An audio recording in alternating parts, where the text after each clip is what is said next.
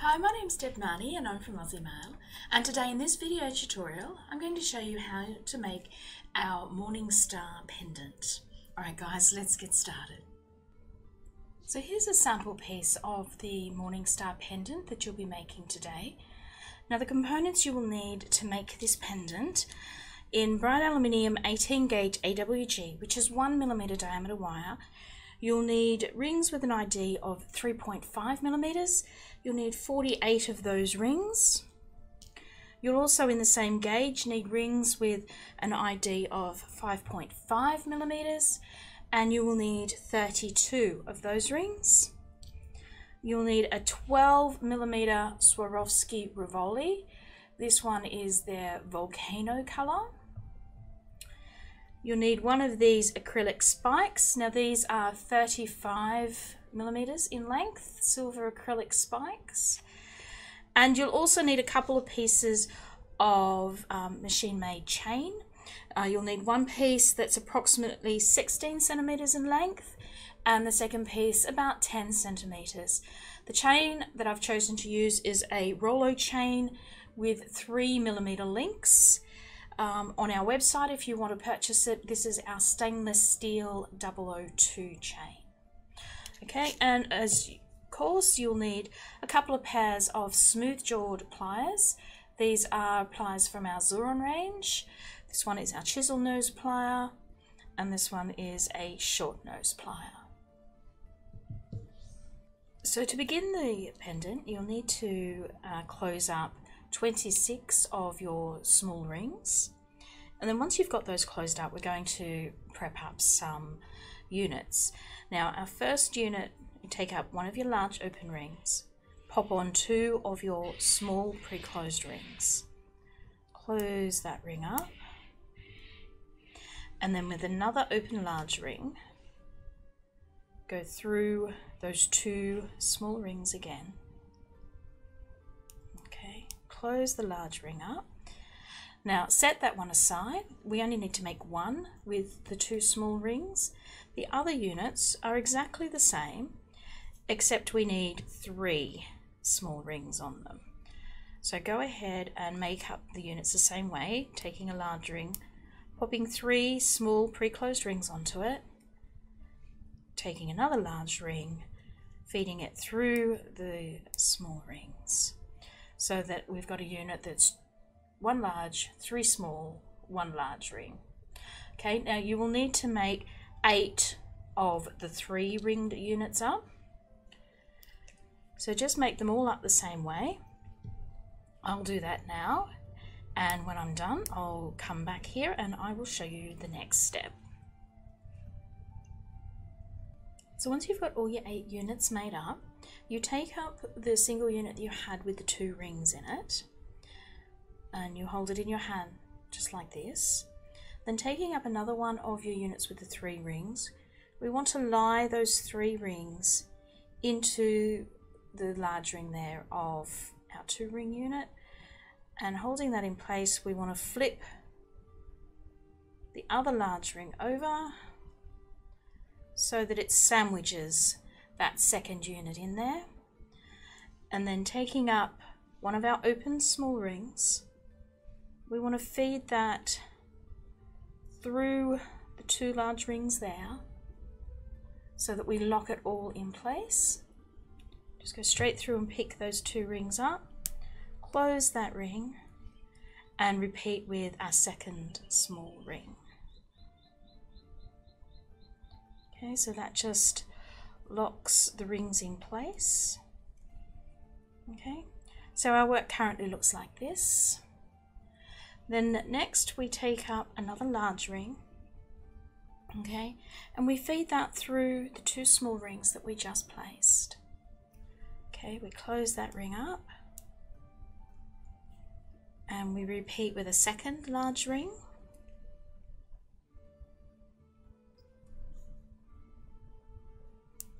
Okay, so we've now got 2 large rings hanging off the side of our piece. We flip one of those back, and then we take up one of our prepared units, and like we did before, we're going to place it so that the 3 rings here in the middle sit inside our bottom large ring on our piece. Okay, so we sit that in there and then we flip the other ring over so it sandwiches it on top, and we lock that all in place with another small ring. So feed that through so that you pick up just those two rings, those two locking rings. And we close that up and we repeat with a second small ring. Okay, and we just keep doing this until we've added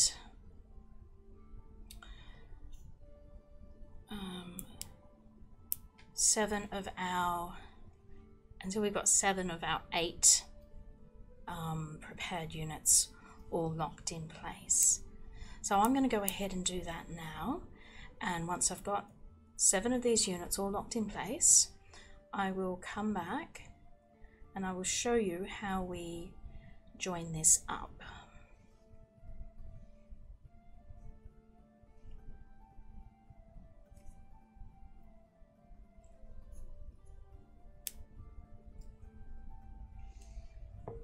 Okay, so I've got my 7 units all locked up in a chain, and now I just need to place the last unit and join this chain up into a circle. So to do this, I'm going to take one of our large opened rings, I'm going to feed it through the end there of the chain, sorry about that, through the end there of the chain, and bring the other end around and feed it through there as well. Okay, so we've joined that chain up. And then what I want to do is I want to take my final unit and I want to sit that into that ring that we just placed so that the 3 rings sit inside of it, and taking up another opened ring, we're going to lock this into place by going through those same end rings that we did before, so that we just lock that piece into place. Okay, it's a little fiddly, but you'll get there, just take your time. Okay, so that then creates our circle. Now what we want to do is we want to take up a small ring and we want to position this so that we've got, you know, 1 ring on top, 1 ring underneath. So we're looking at these middle rings here, okay, these middle large rings. We've got a ring on top, a ring underneath, our next ring goes on top. We want to join those 2 top rings together. So we just slip a chain in there, a ring in there, so that we join those 2 together. So that one's on top, the next one's underneath, the next one's on top. So we want to join those 2 that are on top. So taking up another small ring, open that up and feed it through just those 2 rings that are on top. Okay, close it up. So we've got a ring on top, a ring underneath. We need this ring to be on top. So we move that into position so that it sits on top of the other rings. Okay, oops. All right, so now we've got a ring on top, a ring underneath, a ring on top. So we want to join those 2 rings that are on top. So take up an open small ring, feed it through those 2 rings. Okay, so then we need our final rings to be a ring on top, a ring underneath, and the original ring that we started with on top. So just maneuver those into position. As you can see, they all want to be on top, but there we go. And then of course we join those last 2 rings that are on top together. So we've placed a total of 4 small rings onto our piece. Okay, so it looks like this. Okay, so once you've added all those, joined all those rings at the back and you've flipped your work over, It's now time to start adding the Rivoli. Now, just to help with this, you might want to go ahead and just join a couple of these, or one pair of these large rings that are on top before you put the Rivoli in. And then taking the, oops, it's running away from me. Taking the Rivoli, we want to slip it in so that it goes underneath all of the loose rings, the rings that are on top. Okay, so position that in there, and now to lock that in place, we want to join the rest of the pairs together. So taking up an open small ring, very carefully, because the Rivoli can still slip out at this stage, so move very slowly and very gently. Join a pair of the large rings together. Okay, and just keep doing that until you've placed 4 of your small rings. Okay, and one more.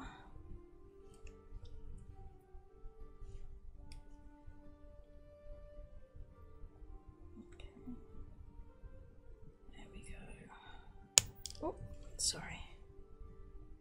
Obviously the last ring's going to be a little bit tighter than the others. It's not, though, a ridiculously tight Rivoli capture, so you shouldn't have, oh, too much trouble, unlike me at the moment. As soon as I get the camera on, everything falls apart. Alright, so there we go. In, pick it up, there we are. And close that ring up. Okay, so there you go, you've got a completed Morning Star Rivoli capture. Okay, so that's the front, that's the back. I say that's the back because this particular Rivoli has a foiled back, so it does have a front and back view. Not all Rivolis are like that, so it may not matter with your Rivoli. Okay, so the next step is to change our Rivoli into our pendant.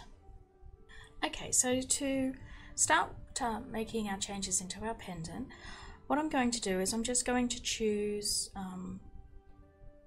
this one here, this point here on our Morning Star capture, and I'm going to find the opening, and I'm going to open that up, and taking our spike, I'm going to feed our spike onto that ring and then close it back up. Okay, so that it looks like that. Now you can embellish this any way you want. This is just the way I've chosen to do it. So next I'm going to place a piece of the chain. So I'm going to go to the next large ring, open that up, and with our shortest piece of chain, which is our approximately about 10 centimeters, I'm going to feed one end onto that large ring, close it up, go to the large ring on the other side of our spike, I'm going to open it up and feed the chain onto there as well. Okay, so that gives you the first looping chain, as you can see, and then we go to the next one, the next large ring. We open it up, we feed on one end of our largest piece of chain. Okay, we go to the other ring on the other side, directly opposite it. We open that large ring up and we feed the other piece of chain, other end of that chain, onto there. Okay, close the ring up, and there's your completed Morning Star pendant. Now for the necklace attachment, you can use a pre-made bail. If you've got that, you would just attach it to there, or you can grab a couple of jump rings and make a bail out of those. Now the size of this jump ring will depend on the size of the chain that you're planning on feeding through it.